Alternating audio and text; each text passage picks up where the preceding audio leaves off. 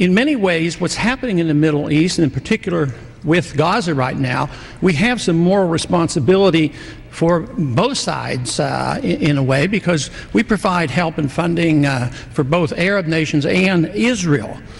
And so we definitely have a moral responsibility, and especially now today, the weapons being used to kill so many Palestinians are American weapons, and American funds essentially are being used for this.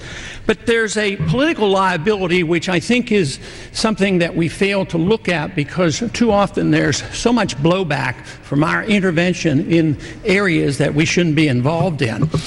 You know, Hamas, if you look at the history, you'll find out that Hamas was encouraged and really started by Israel, because they wanted Hamas to counteract Yasser Arafat. And you say, well, yeah, that was better then and served its purpose, but we didn't want Hamas to do this.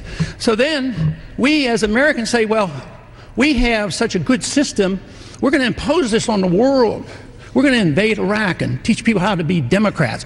We want free elections. So we encourage the Palestinians to have a free election. They do, and they elect Hamas.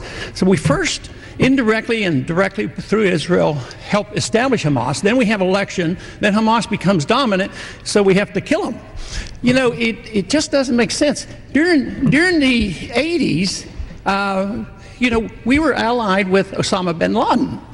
And we were contending with the Soviets.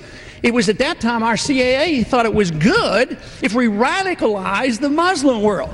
So we financed the madrasa schools to radicalize the Muslims in order to compete with the Soviets. There's too much blowback. There's a lot of reasons why we should oppose this resolution. It is not in the interest of the United States. It's not in the interest of Israel either.